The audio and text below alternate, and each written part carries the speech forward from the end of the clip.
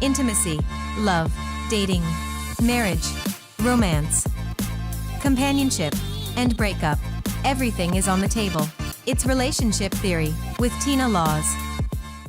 Today we have in studio Mr. Tim Brody and Miss Kimberly Brown. Today we're going to be talking about dating after divorce. Both have been married for many, many years prior to being divorced, and now they're dating. And so we just want to get some insights into how that really looks for many of us who are dating after divorce. So let's just get right to it. Let me start with you, Tim. Okay, right.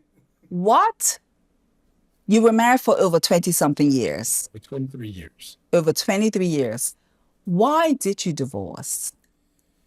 I just felt like my marriage turned into it turned into more of a status symbol, more of like keeping up with the Joneses. Mm-hmm. And there was no real nurturing in the relationship. Mm-hmm. And we were totally opposite. And I knew that when we got married, but I didn't know how that would actually damage our relationship later on. And probably also just being opposite of her not knowing how to appreciate me. That's where I felt in the relationship. I just felt like a person who will bring home the bacon, keep the status up, and things like that. And when a man, for me, doesn't get how's your day, never got that in my relationship. When I come home from work after working hard, that kind of affects you. And I just felt like we were just growing apart in that sense. Thank you. Thank you. So, of course, Kim, why did you divorce? Well, I felt like a prisoner, honestly. I felt like property. I was married to my ex-husband, who was a very good provider, but very unemotional, didn't share his feelings. We very rarely saw each other, interacted, but when we were seen together, we looked like the perfect couple. But within the home, we were extremely disconnected. There was no emotional connection. We were very young when we got together in our 20s. So we were both busy. I was already a mother of 2 children. He was younger than I was. And I just thought he would mature over time, but that didn't happen. His personality didn't change. Yes. So, Tim, tell me something. How old were you when you married? I was 30 when I got married, and she was 29. Okay.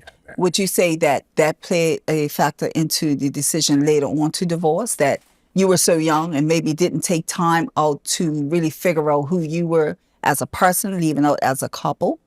Yeah, I do believe that played a significant aspect in us divorcing later, because I didn't really get a chance to dig deep, because I was looking at the aspect of getting married, having a family, and things like that, and wasn't really analyzing the person that I was truly with, and did we actually matched as on all levels, spiritually, physically, and mentally. So, and I was just, and as a man going into a relationship, you always want to be like, I'm the man, I should take care. Yeah. But an aspect, it also goes back to my childhood. We could talk about that later, on how that type of woman I led into my life. Yes. So. Yes. Yes. The other thing I wanted to share, you both have children previous from your marriage. How much of that impacted your decision to ultimately divorce? Okay, Tim, you can go. Repeat the question again. I'm sorry. Having the children, right? How much of that factored into your final decision of saying we're going to divorce? Wow. Probably after about 12 years of marriage, I was contemplating divorce at that point, but the kids were still kind of young. Mm-hmm. And I didn't want it to affect their psyche at that point. So I kind of like put it on that. We separated for a year. Mm-hmm. And it's really affecting them. So after about a year, we talked it over, went to therapy, and got things back. And then we got back things on track. But all in all, it fell back into the same pattern. Mm-hmm. And then my kids were a little older, about 4 or 5 years later, we went ahead and I decided to go ahead and divorce her. So I think the kids played an aspect in that for me, affecting them when they were younger. Yeah. So, Yeah. so. So you as well, Kim. Well, I had my first child very young. So I got pregnant my first time with the guy that I was with at the time in high school. So I had a child very young. And then from there, you know, I'm Bermudian, so I had gone to the United States with my mother. She married an American. At the time, he was married here to a man who was in the Marines. He was on the naval base. So my mother was looking to get away from Bermuda, so took us to the States, got you know, a new start, I guess is what you would say. So I did not want to be at home. So when I got pregnant with my first child, I realized I was following into a pattern that my mother kind of had set in place and that my grandmother had kind of set in place. It was very systemic. And I was like, I want a better life for me and my child. So I ended up finding a man who was stable. He was in the military as well, because that's where we were living. And I ended up having my daughter, my second child, and got married at 19, 20 years old, and just wanted to have a new start, not be, you know, with my mother anymore. She had divorced my American father, my stepfather at that point. And then, you know, life happened. So I started going to school and wanted to make sure I could take care of my children independently. So got my education and, you know, realized that, you know, I didn't want to raise my children alone, but I also did not want to be married to someone that I didn't care about. Came back to Bermuda for a while to get my bearings, save some money, went back to the States, met my husband, and he accepted my 2 children right away. He was educated, master's degree. I was seeking my master's degree. And so I just felt like, okay, we could have this amazing life together. But I did not want, he didn't have any children, so he wanted to have children. I didn't want to have any more children, but of course gave him 2 children. So at this point I have 4 children. Yes. And did not want to go back into single parenthood again. So that played in my mind for every decision I made. I made sure that everything I did was for my family, for my children.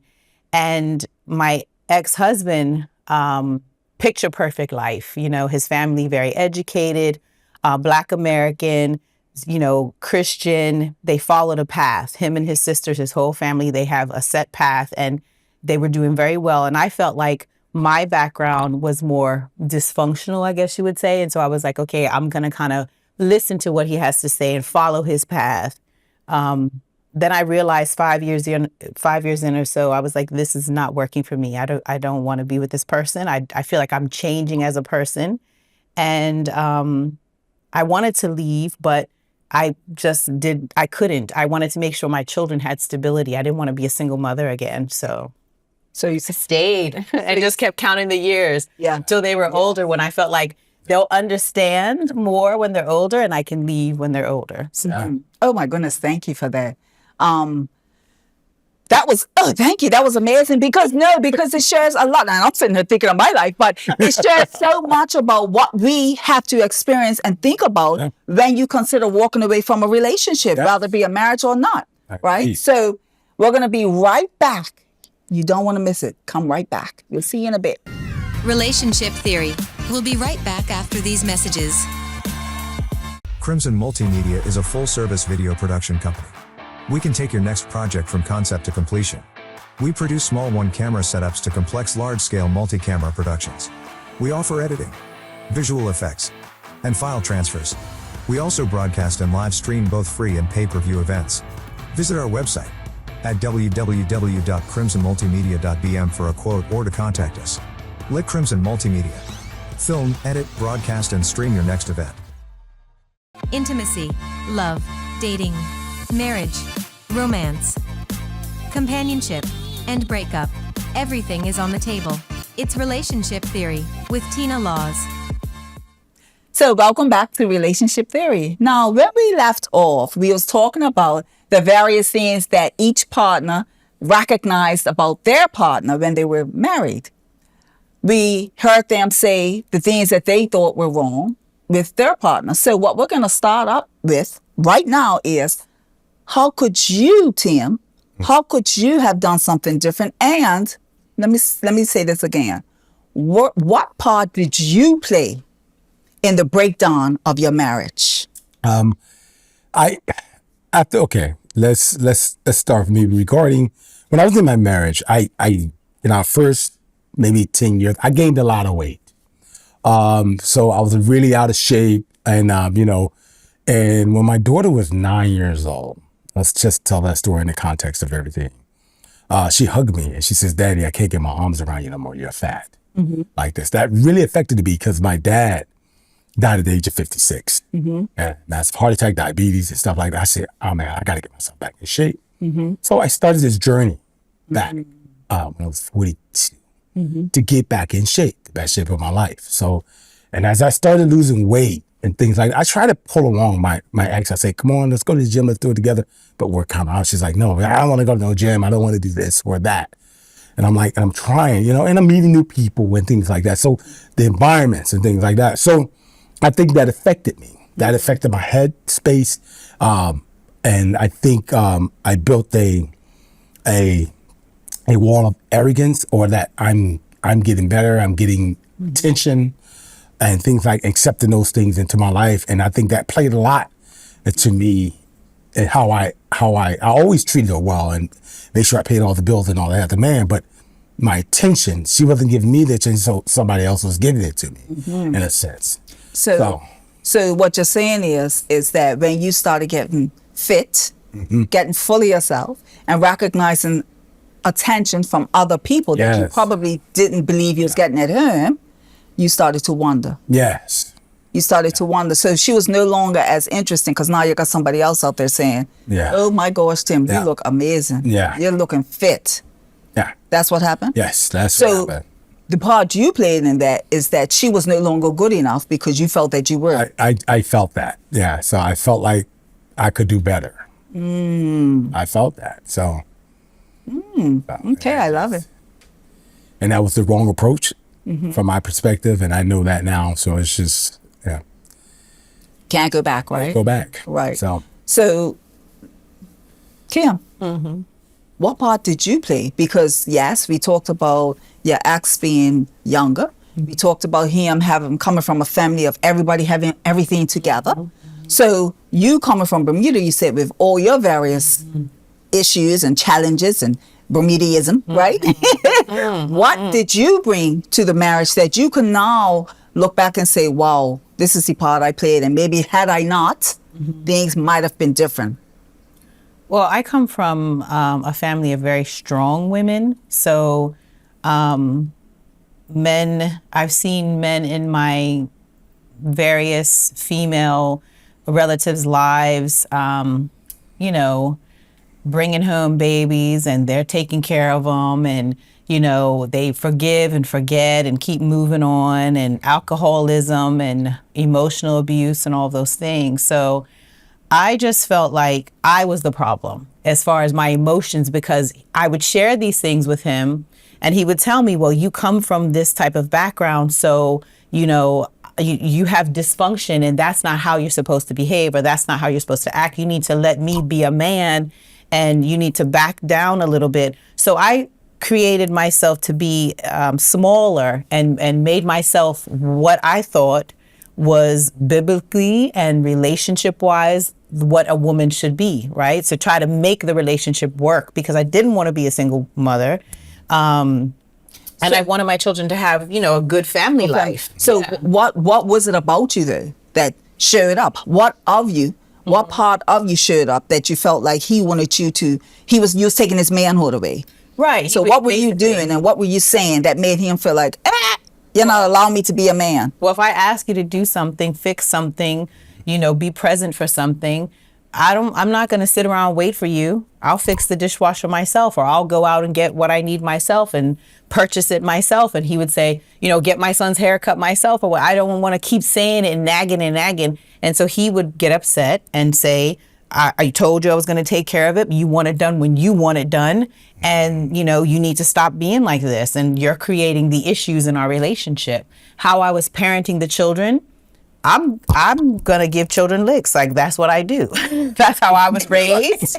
And that's what I believe in. Yeah. You're getting a cut ass. And he did not believe in that. And he said that's very, ghetto acting and Bermudian, and it's just not, a healthy way to raise your children. So we were just not equally yoked on many, many parts, and so I just felt like I slowly but surely had been allowed to be manipulated into being something that he wanted me to be. And I wanted to make him happy. I loved him, and I thought he was a good husband, a good provider.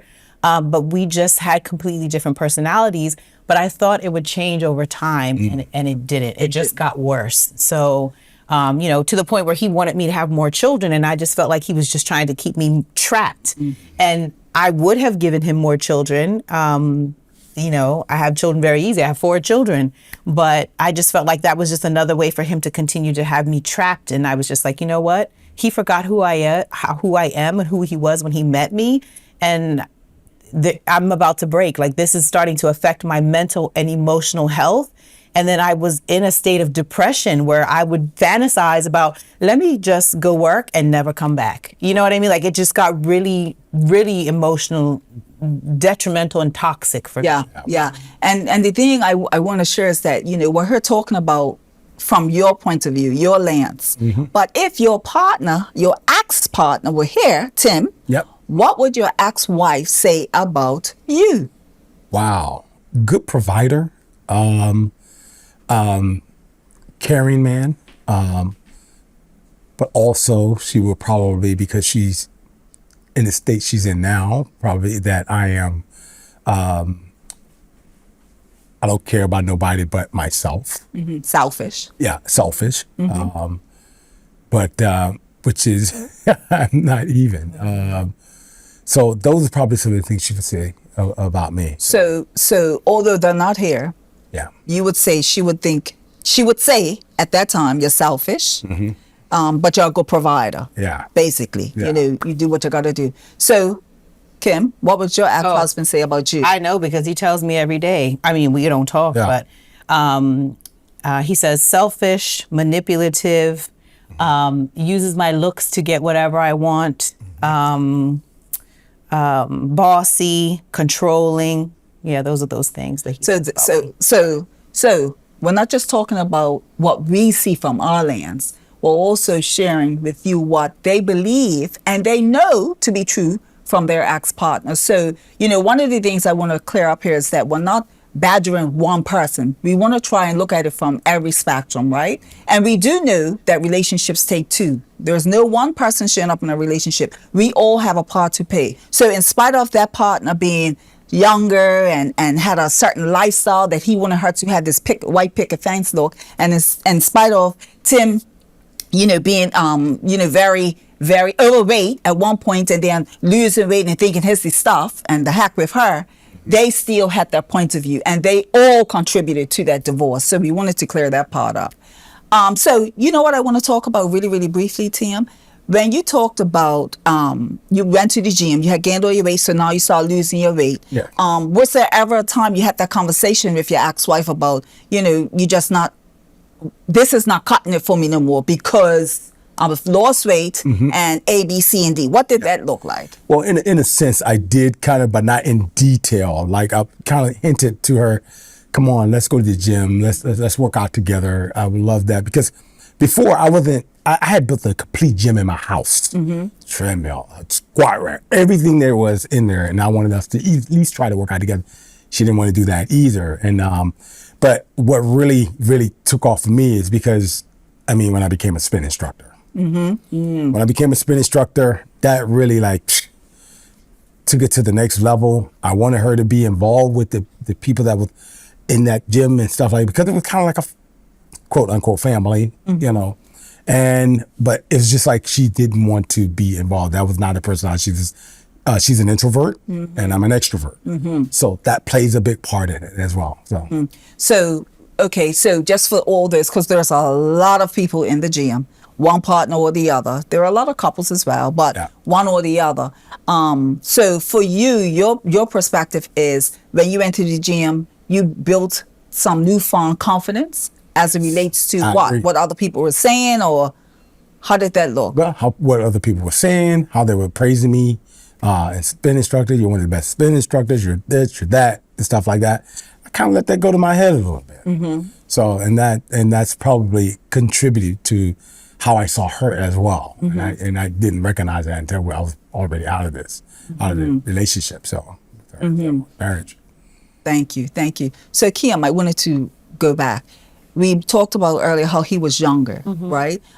So what part of I do factored into the age, and what do I mean by that? You knew he was younger. Yeah. And I often say most of us, we display these behaviors before we're married. We display these behaviors when we're dating. Let's be real. There's no shock. I often say, we say, oh, I didn't realize they were like that. Yes, you did. We just hoped and prayed for many of us that things were changed when we took the relationship to a next level. Yeah. Okay. So for you, you knew he was younger. You knew he had certain things about himself that were immature compared to you being very structured, very structured and very what's the word I want to find? Experienced children. and responsible. That's the word I'm looking for, right? Yes. So you being like that, what made you say, I do? What was your thought when you got married? You said, oh, things are going to be what? I was living very fast, so very materialistic, very fast life, a lot of attention, materialism.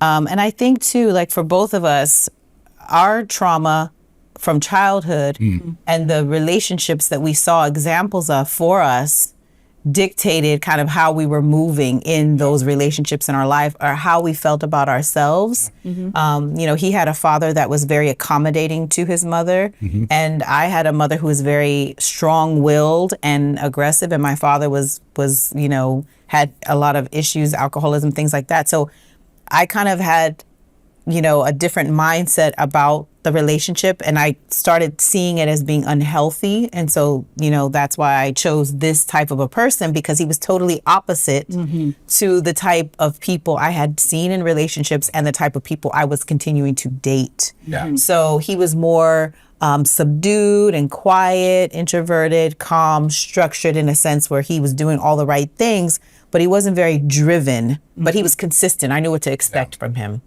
Where my life was very unexpected, very inconsistent, And so, I think that's why I chose to deal with it. Right. Yeah. And so basically you chose to deal with it because you said this will be a total different role from what I'm used to. And in time, he will change. He'll mature into the person that, because he's already showing you stability. Right. Yeah, right. exactly. And he's showing you a different lifestyle to what you were used to. Exactly. So you said anything beats what I'm used to. Right. Yeah. I didn't want my children to be in a cycle that I had been raised in, where it was, toxic kind of relationships or examples of them. I didn't want that for my children. And she talked about the childhood piece. For me, as a child growing up, as I find that my childhood affected me a lot as an adult. Because as a young boy, I'm dark skinned, I'm fat, I'm overweight, I'm being called black boy, Sambo, all kinds of things, names. So I had to develop a really hard skin as I got older, and that became but I remember when I turned 16, something flipped at me to a sense that I don't give what anybody says about me. I'm gonna just live my best life, and I don't care about nobody. And that is where things started to change for me. So would you say that carried over into It carried all the way into my 20s and everything all the way up to now. So But I think when you say that too, from what you've shared with me, Yeah. you said that you didn't care about the name calling or whatever, Yeah. but you still had a deep desire to be accepted and loved. Yes, I agree with that. Yes. Right. So it's two different aspects of Yeah. that, where he was like, you know what, you can call me what you like. I'm secure in myself, Yeah. where it's not going to hurt my feelings anymore, but I still want people to love me and accept me, and I'm willing to do whatever it takes. That's a great segue, Tim. I'm gonna tell you why. Because is that what you feel like when you got married? Yeah. Never being accepted, or people accepting you as you were as a young, chubby boy, And right? she brings up a great point. Right. That's where I felt like almost every relationship are you accepting me? Are you accepting me? Yes. And I didn't care what really happens to me or my Right. feelings. Right. Because your Just that father you was like accepted that. me. Right. And So, that's the way it so was. you got married basically because somebody said, I love you. We love each other. yeah. And you just walked into it. Yep. Hoping that things would be okay because now somebody's accepting me as I am. Yes. Right. Okay. Or soon. Well, at the time, and you got married, you Yes. thought she did. Yes, You know what I yes, mean? I And she agree. probably did. Yes. You know what I mean? And so that part of it, where many of us get into relationships based off of our past, right? Yeah. And so for you, it was being accepted. For Kim, it was, I'm not going to have the same mistake, or I'm not going to walk into the same lifestyle as my dad or my mom. And for me, it was the same thing. I just wanted something different. course. I wanted to get rid of the chaos, you know, that were rare. So Yes. marrying my husband, he was the calm person. Yes. I probably wasn't in, you know, but I know, I wasn't. But bringing that Right, calmness right. to Yeah. my life, like yours, you know, bringing that calmness to our life was something different. Agreed. But we showed up in these marriages broken. And many of us do. We show up in these relationships, in these marriages, broken. Again. And so I want to take a little break. And that's what I refused to get into when I met him. Yeah. No more brokenness. When we come back, we're going to talk about what it actually looks like now that they're dating. You don't want to miss it. Relationship Theory. We'll be right back after these messages.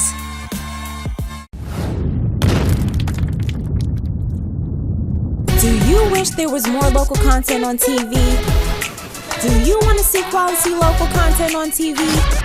Watch Channel 82 and see another side of Bermuda. We broadcast a variety of local programs, everything from local sports to beauty. Support Channel 82. Let us know you're watching. Like us on Facebook and follow us on Twitter. Channel 82 Bermuda, where Bermuda shines through.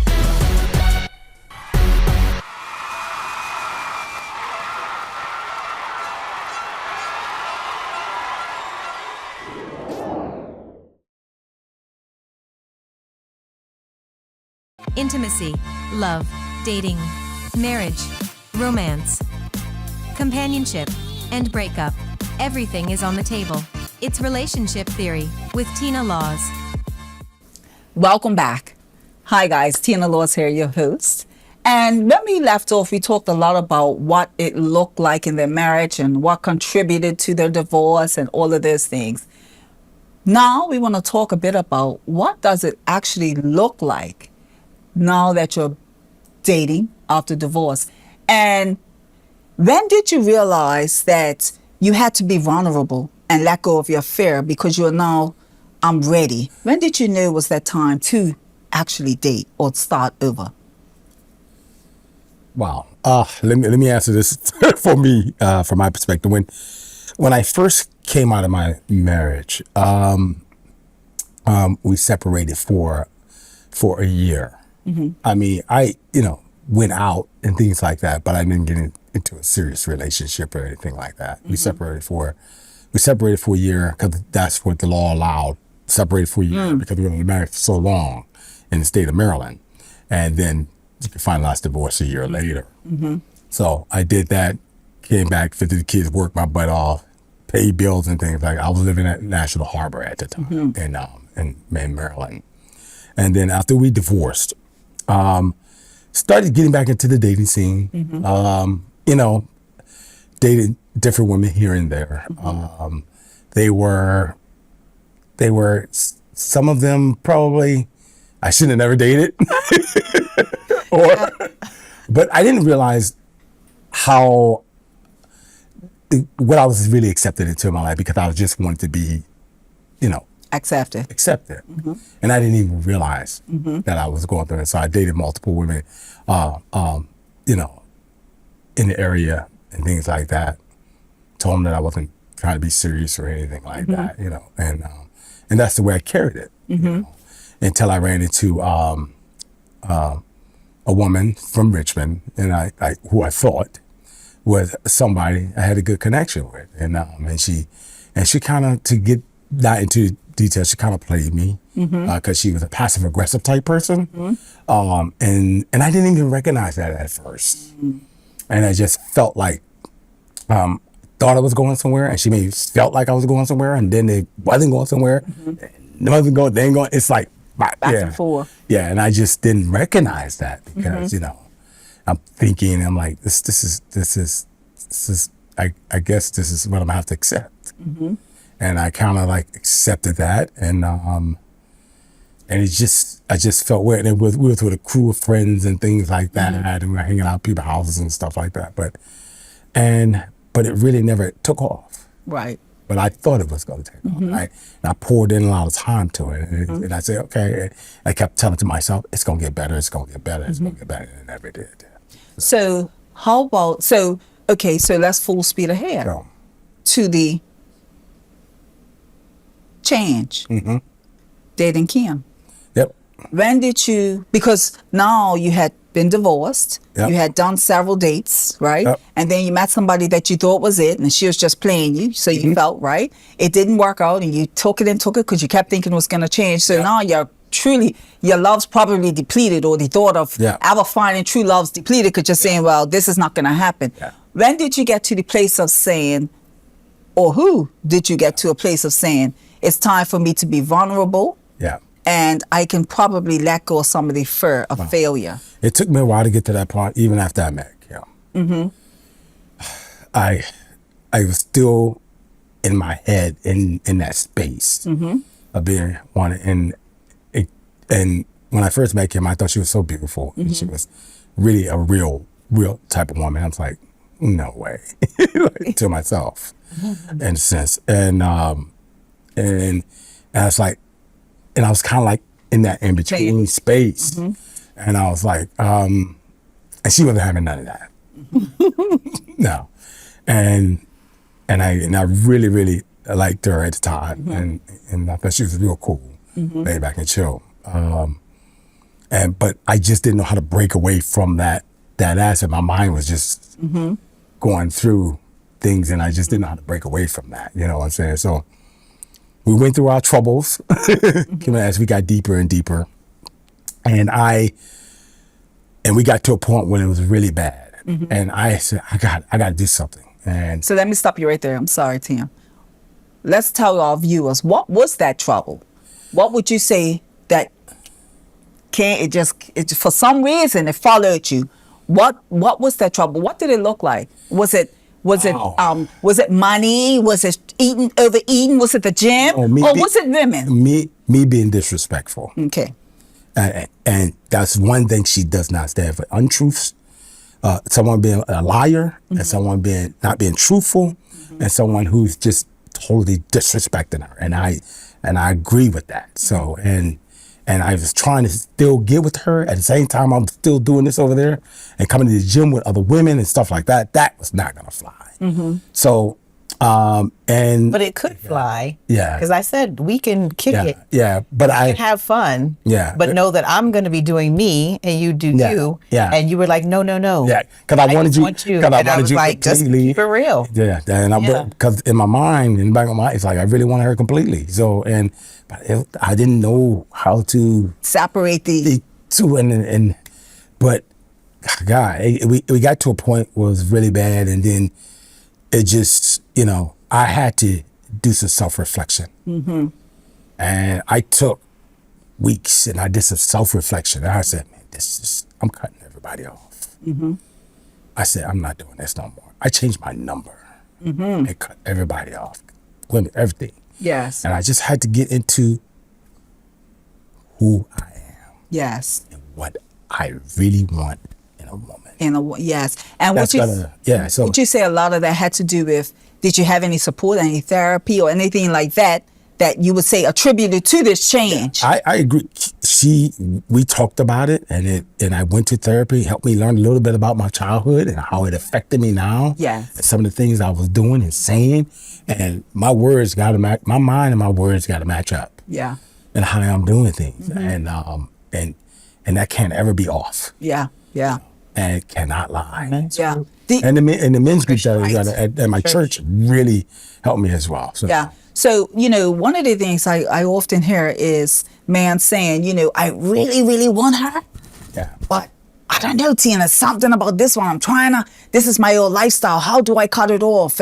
But this one over here is who I really want. Yeah. Well, when were you able to really make the decision? What part of this relationship did you really make the decision to say, you know what, whether it's going to work or not, I'm going to give it my all? Yeah. What were you going to make you make that decision? I knew she loved me. I knew her passion really, that woman really cares about me. Right. And it's not about the money. It ain't about this, about Okay, that. Tina, Tina, you sound like you're getting romantic. It's okay. But the audience wants to hear you. Oh my God. Okay. It really was about her passion. Yes. For a solid relationship with me, a relationship of truth and honesty. And I never really had that. Right. That's the point. And I never really had that. And I wanted that. And I wanted that more than anything, and especially with her. Yeah. So I made the decision to cut people off, and it took a while, even when we got back together. Still, people were challenging outside, friends and things like that. Yes. But we made it through that as well. So, yes. and that's where we are. So, and I think too, the important part of this is that you made a decision to say, you know what, I still have these people. And it's really funny how when we make a decision, men and women, and we want to go solid with one person, and we really want this one person, and even though other people know you, they know you in an intimate way. Sometimes they know you to be a person to hang out with them and dance and do all these things. It's kind of hard sometimes to actually break away, because it feels like you're cheating on their friendship that you had with somebody else.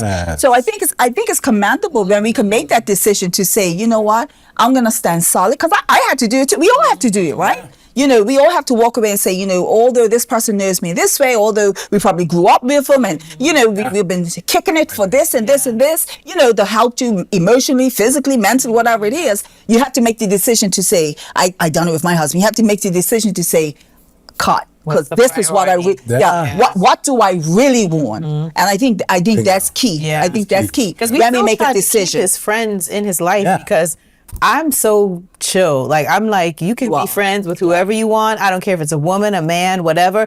But if I find out things are off, I don't have time for that. And I will cut you off completely and not think about it.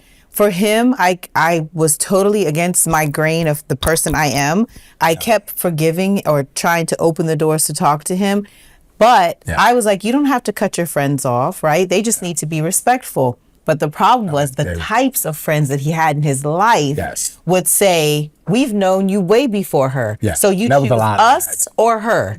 And they would put him in these positions. And I'm like, that's not a real friend, right? And the females exactly. Majority females around him. Very few men, majority females. So of course, I come in the room and they're like, wait a minute. You know what I mean? So they would say, oh, you're a beautiful girl. Okay, why do you feel the need to tell me that? Already instinctually, I'm knowing she's up to tricks, right? Then we went to a birthday party. He had a birthday party. I helped throw him a birthday party. You did, And invite all his female friends, all the people from the gym, everything. And this one particular female who's known him for quite a while started dancing all over him and rubbing and grinding all over him. And I was like, okay, what should I do? Slap her up or get in a cab and leave? What should I do, right? So I was like, I don't do that, right? So I'm like, this is, and I felt, big fuss over I felt it was still taking me to a place that I had left, and I was like, you're taking me backwards, and so that's when I was like, I cannot deal with you anymore until you get yourself in order and figure out what you want. I have to continue to progress because I'm on a healing path. And so I knew myself enough and valued myself enough to let him go. Even though I saw the potential and he did treat me very well, it was still those influences on the outside that had a hold of him. And I said, I can't bring that into my space anymore because it's unhealthy for me. Exactly. But I think a key point here is that you were already on your healing journey. You were already in therapy, I'll say. You were already working on yourself from your divorce and the previous everything. So you were solid enough to say, you know what? I know my value. And what I'm not going to do is call somebody else. Because like she said, she could have, the person I knew, that girl would have got slapped up, cake would have got mashed all up. But because of her healing and therapy, this is real talk. Because of her healing journey, she was able to make a decision to say, do I make a fool of myself here? exactly. Or do I say, you know what? It's not worth any of this. Yeah. I'm going to leave. You know, and so that, I think that also helped you to It come helped me along out a to lot. say, if I really want this person, Yeah. just on a healing path, I need to now be on a healing path. Yes. And so you did whatever it takes. I know you did. You I did whatever it takes takes. to get you there. So, Yeah. Kim, I want to say to you, when did you, even though I knew, when did you come to the point of saying, I'm going to really give him a chance, in spite of, because the person I know, Yeah. Tim won't be sitting here. Not at all. So when Not did at you all. get at all, even through your marriage? Not at when all. When did you get to a place to say, you know what, even though I used to say, you two ain't getting nowhere. Yeah. You two, he loves you. He loves you. Yeah. You were still very adamant Right. after all of that. Yes. I am done. I am, Yes. oh, no way. He will not disrespect. Right. When did you switch? When did you make a decision to say, I'm now going to give this person a chance? Well, I think too, talking to you helped because remember, I would say, you know, Yeah, if it there you wasn't go. for Tina, talking to her about how I was feeling, because I was ready to cut him off, like completely. There would have been no even like a crack in the door. But I honestly, I prayed about it a lot because I truly felt something that I haven't felt before spiritually that was like, just be patient. I felt like God was speaking to me, telling me to be patient because I could see more than the potential. Like I could see who he was as a person, his hurt, his heart, the flaws he had, what he wanted, you know, his goals, things like that. We were very raw with each other and we had a lot of conversation, hours and hours and hours, constantly talking, even about the things he was doing wrong and why he was doing them. And I just would say to him, until you understand why you keep doing these behaviors, we can't be together. Yep. And I said, you know, I have to continue to live my life. So eventually it got to the point where, you know, I completely cut him off completely and just focused on my career, focused on my family and what I was doing in my life. Yeah. And for me, that helps me because I'm still dealing with bettering myself. Yeah. I wasn't looking for him to make me better or to add anything to my life. I felt whole as I was and happy with who I was. And for me, being with him was taking away my happiness. Yes. So that's when I was like, I can't let you bring me down Yeah, to agree. what That- you're dealing with. I'm here for you. I'm praying for you. But when it started affecting me and my mental health, I had to leave him alone. And therapy for 2 years at the end of my marriage helped me to figure that out. Yes. And God and prayer, right? So talking to you and venting. And there'll be times when you would say, you know, you're being too critical or you have to be patient as well. But then there's times you were like, oh, that's not going to work. You know, so just having someone that you can also be raw and confide in and bounce things off of, it helps in navigating those difficult Agreed. places, right? It really does help. So for me, that's and what I think was. that's also key. Having that person like you are for me. Yeah, you know, yeah, Having just that person being real. that's going to be very honest Yes. with you. Not just want you to be as unhappy as they are, because sometimes you find Right. you're in a group of girls or mates and everybody's hanging, having fun. So they're going to tell you what they're doing because they don't want you to be happy, right? Or you just need that person to say, "Now listen, Kim," Right. or "Listen, Tina," or "Listen, Tim." Yeah. What you're doing is not right. Right. Yeah. And so one of the things I want to go back to is because Kim had been through so much over the period of her life, we just go there, and I know a lot about her life, I was able to say, Kim, now, one of the things that I think really helped me to help her to shift a bit, a titch, because she done it when she was ready, was the fact that he was so honest with her. He was able to come to her telling her how broken he was and a lot of his past and a lot of the things he was doing that were huge mistakes. Yeah. And I think in order for us to heal and move forward, we have to be able to be honest and start from the base, right? Yes. So I think what's key in this is that you're able to tell your partner, Yes. listen, this is what I'm challenged with, and yeah, I did mess up, but I really want this relationship. Right. Yes. And I think what happens a lot of times is that people in these relationships, it just becomes like a run of the mill where you're just going through the motion. Yes. And I'm sorry, I'm not going to do it again. You keep getting caught. Yeah. Nobody's really honest to say, you know, Yes. I fell short here. And, you know, to be honest, I've been like this all my life. And I really want you.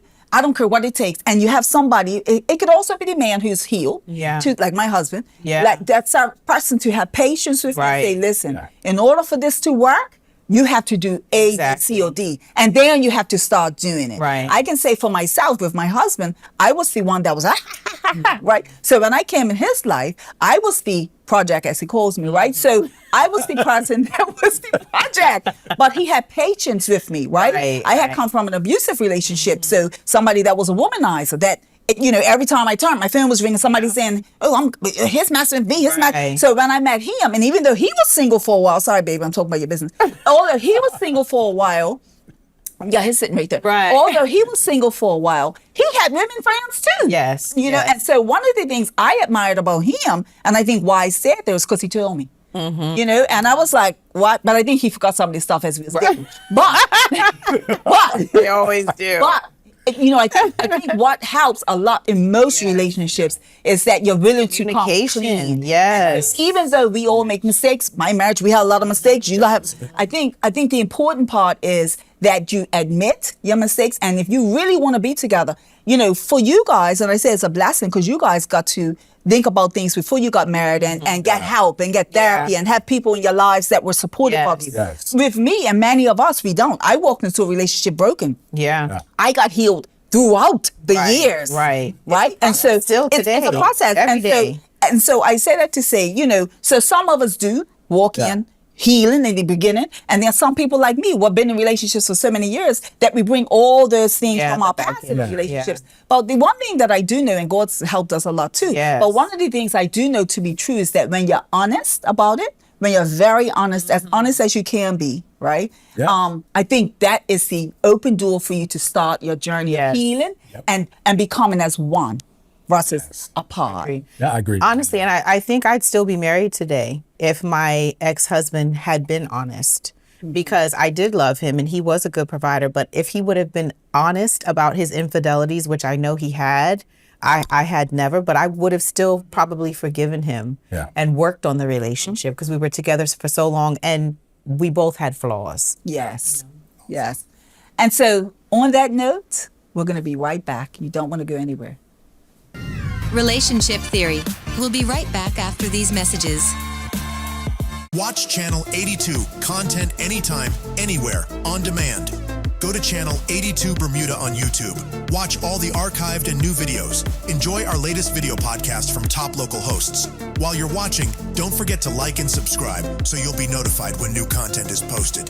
It's Channel 82 Bermuda on YouTube. Subscribe today. Intimacy, love, dating, marriage, romance, companionship, and breakup. Everything is on the table. It's Relationship Theory with Tina Laws. Welcome back to Relationship Theory. Now listen, we have talked about so many things as it relates to relationships. And I know many of you can relate, but one of the things we haven't talked about is now that they're here, they've been through many things, how do they now manage when that subconscious thing pops up, something that might have happened in your previous marriage and or that was a reminder to each other, or something that mimics a situation that you two encountered in the beginning? Well, I'll speak on it first. I'll speak on it first. But I can give you leeway into what you're doing, what you're going to say. Okay. So based on where we were in the past and how we got to where we are now, I caused a lot of issues and things to come up now. So trust was one of the big ones. So one of the things that I try to do now that we're currently together, and we hopefully for the rest of our lives, and pray to God for that, but allow her into every aspect of my life. No hidden agendas, no lying, none of that. Just allow her into every single piece to thwart down that trigger that could happen based on something that happened in the past. Like the other day, my hat was on the table, and she came in. Yeah, it would always be, and using my phones in it or something like that, and it triggered her. Yes. You know, for the past, maybe something pops up in my phone or something like that. It triggered her. So, and she came at me with that, and I'm like, what? Yes. and I'm like, okay, and I kind of like, and I'll be like, okay, baby, that's not happening. Yeah, yeah, So, yeah. or try to take her off the ledge. You know what I'm saying? So I recognize that those things that I caused from the past that's still gonna trigger certain things that happen to her.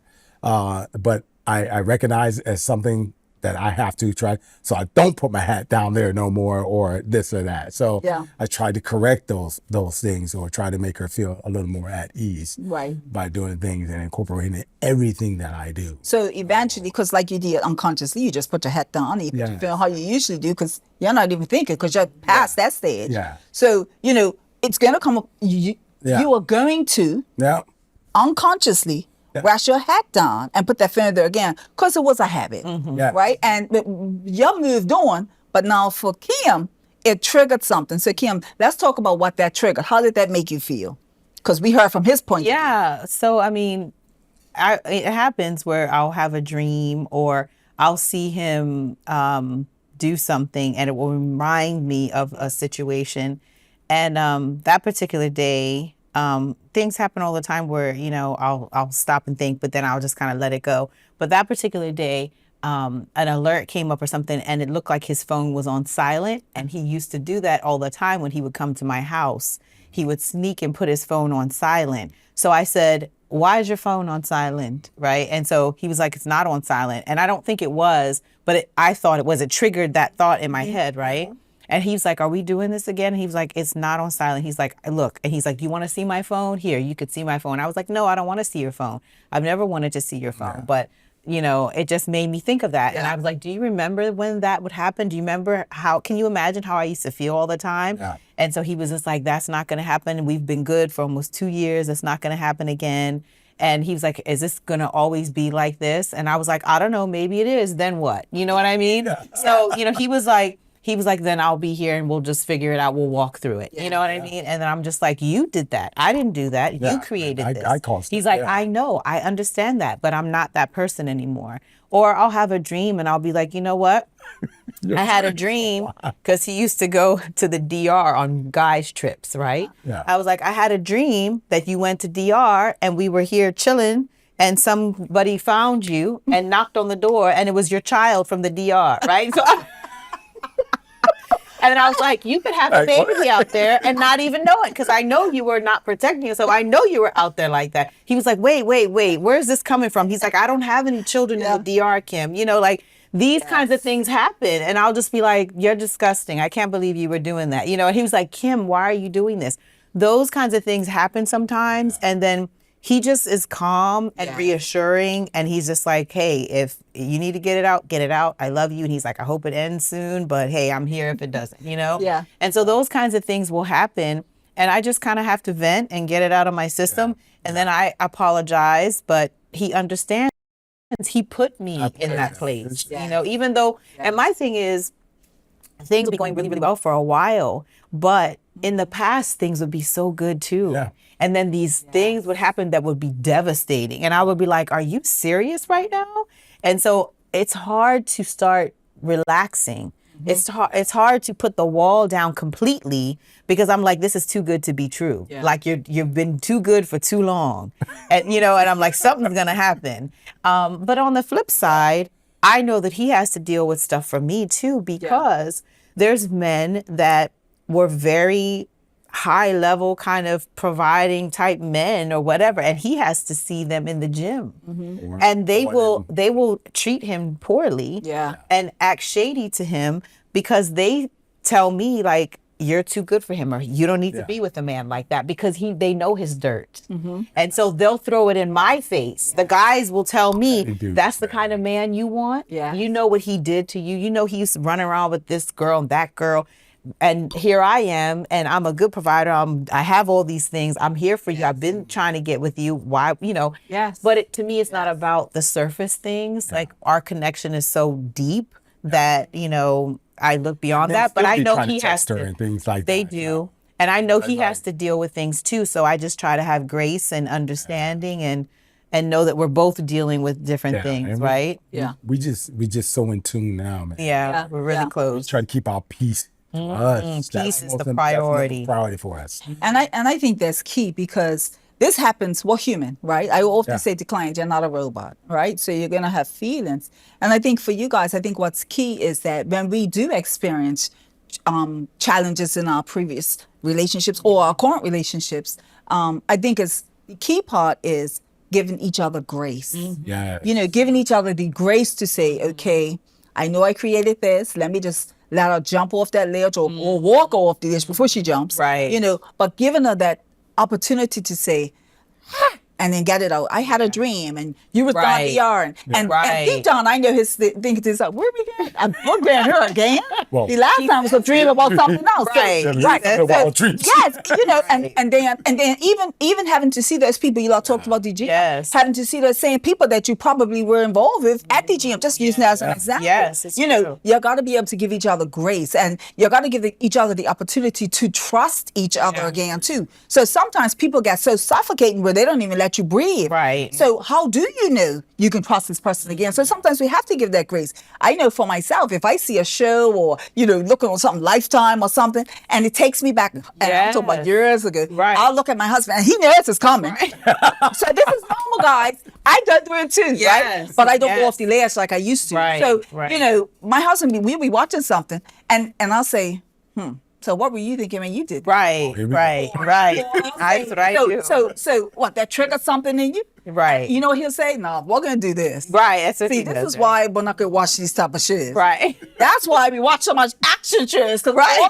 That's what you say. Right. And so, you know. Be like, we're not watching this. We're not watching this. So Don't I love always say, but the relationships. difference now with me is that I'm not even serious. I don't feel anything anymore. Right. But it's just a reminder of what we experience. And I think it's also keeps you on your toes. Like, I haven't forgotten. Yes.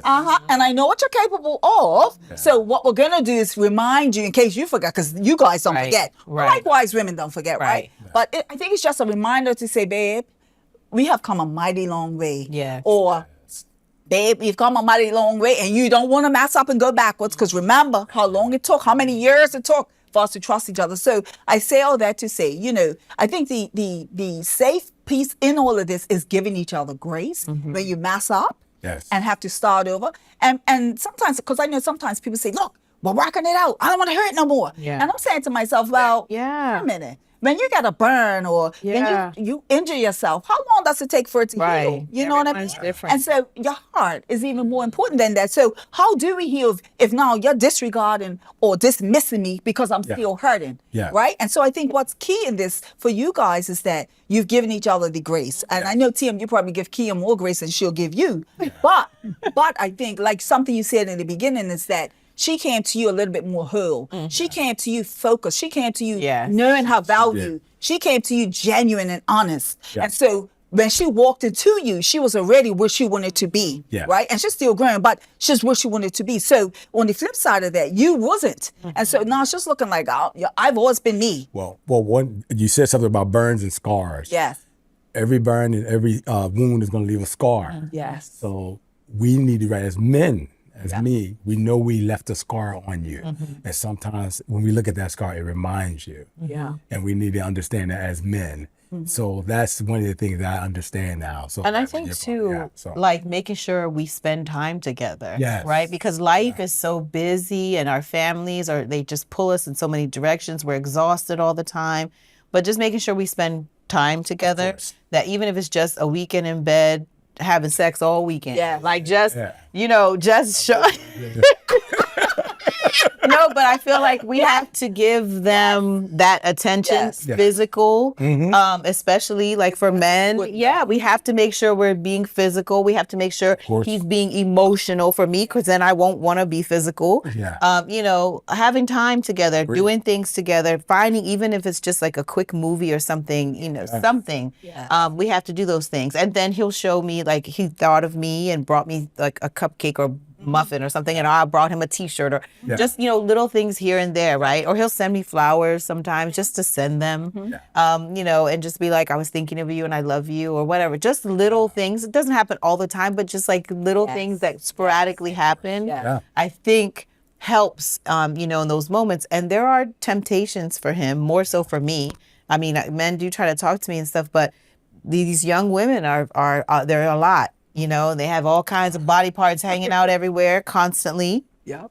And they're searching for these older men to rescue them. And I know I see it, they come flirting around and everything. And I think, for him, it's like, I don't care. My thing is like, do you, right? Yeah. But the outcome, No, it's your choice, right? Agreed. Yeah, So, yeah, I'd like him to have his space too. Go spend time with your guy friends and leave me to spend time alone or with my girlfriend here or there. Or we're not insecure in our relationship there whatsoever. needs to be space. I can't have him crowding me, and I don't want to do that to him. So I think that's key too, where you had that thing that you enjoy. Like for you, you just finished competing in a fitness show. You're going to be competing in the next couple of weeks. And I've been there with Tim. You've been there. Oh my God, up early in the morning, running around, getting your food, getting your, oh my goodness. How he caters to you and allows you to. That's a discipline that anybody watching this will know. That's a major discipline. He's calling me in the hotel, Tina, come on, get ready. We're going to go get this. And I'm like, what? I'm on vacation. This should be such a But I say all that to say, a lot. He's supportive. He also is very supportive. And I think that's so key. And I think, when it comes to having, not all the time, both partners had the same drive to do something. Right. And so whichever partner it is, it's good that you have a supportive partner so that they can help you to live your dream, whatever that may look like. And for many of us, they switch. This year could be the fitness, next year is your business, right?